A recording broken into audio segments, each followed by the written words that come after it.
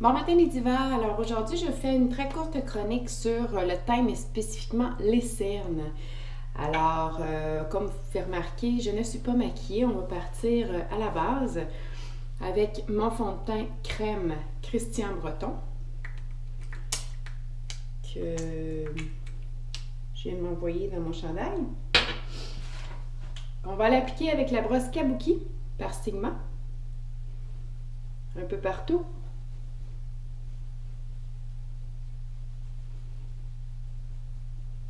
C'est important de bien fondre. N'hésitez pas à y aller de mouvement circulaire, linéaire. Tant que vous couvrez toutes les surfaces, il n'y a pas de problème.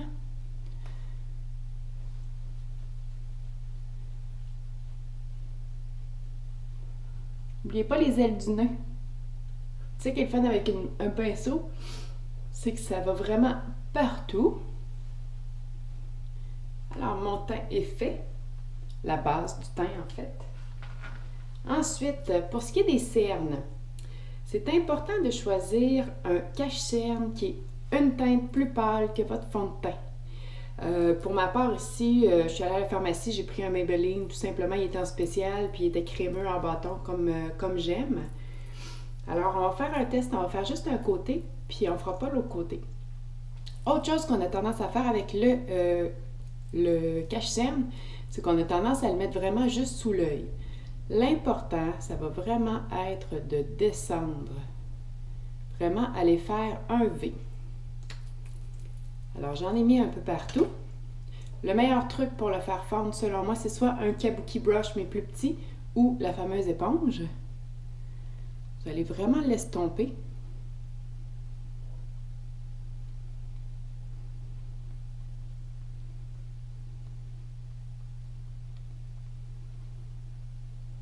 En même temps, ça va apporter de la lumière sous votre œil.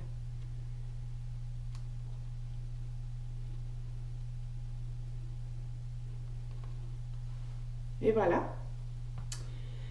Pour le cache-cerne, je continue avec ma poudre Marcel que je m'en vais mettre partout.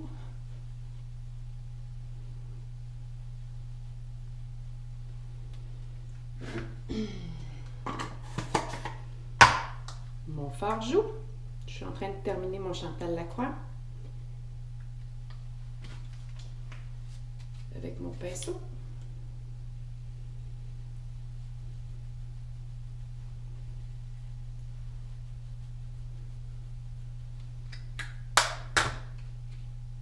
Puis, je vais terminer mes yeux. Toujours ma base pour les paupières, mon primer Elisabeth Ardennes au doigt.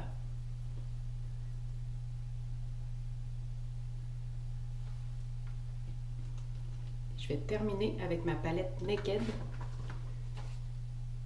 régulier. Mes Virgin sur sourcil, Sin sur la paupière mobile et Sidecar dans le creux de l'œil. On va faire ça très rapidement, puis là vous allez voir la différence entre l'œil qui a du cache-cerne et celui qui n'en a pas.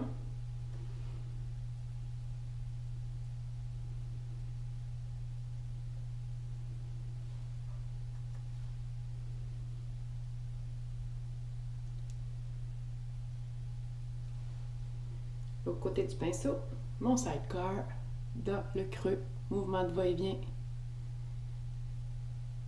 Pour un maquillage très naturel.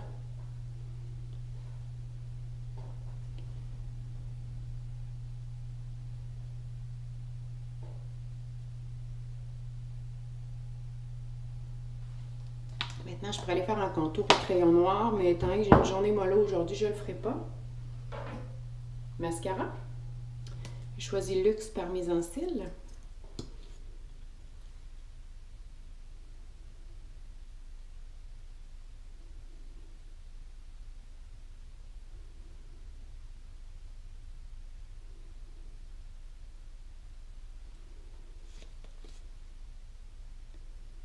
N'oubliez pas de jamais pomper votre mascara. Faire entrer l'air, donc les bactéries également. Je me suis cochonnée un peu, c'est pas grave, on va l'enlever au Q-tips. Comme je vous répète souvent, c'est pas grave si on se cochonne, tout se corrige.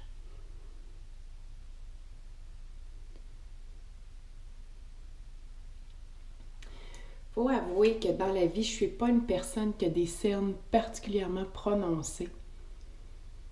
Mais je remarque quand même que l'utilisation d'un cache-cerne sur une base régulière va vraiment éclaircir mon œil. Ça demeure quand même subtil, étant donné, comme je vous dis, que mes cernes ne sont pas vraiment proéminents. Mais quelqu'un comme, je vous prendrais ma fille, là, puis je vous ferais juste un côté, puis ce serait assez flagrant, merci, la différence.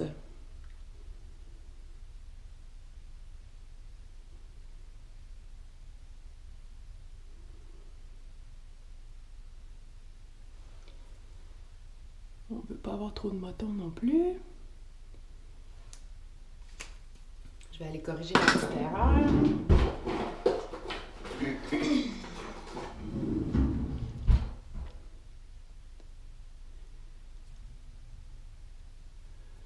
Alors, et voilà. Comme je vous dis, là, ça paraît pas tant que ça parce que j'ai pas beaucoup de cernes, mais on voit qu'ici, le cerne est beaucoup plus apparent que de ce côté-ci. Alors, pour les gens qui ont les teints très olives, qui vont vraiment avoir les cernes beaucoup plus proéminents, là, voyez-vous, là, je le remarque. Là. C'est sûr que j'ai l'ombrage qui est peut-être pas l'idéal pour ça, mais on remarque que mon cerne est beaucoup plus apparent ici que de ce côté-ci. Alors, je vais aller terminer avec mon cache-cerne de l'autre côté. Je ne descendrai pas trop bas étant donné que j'ai déjà mis mon fard-joue. Puis je vais aller l'estomper avec mon éponge. Et mon look de la journée va être complété. Je vais être prête à partir.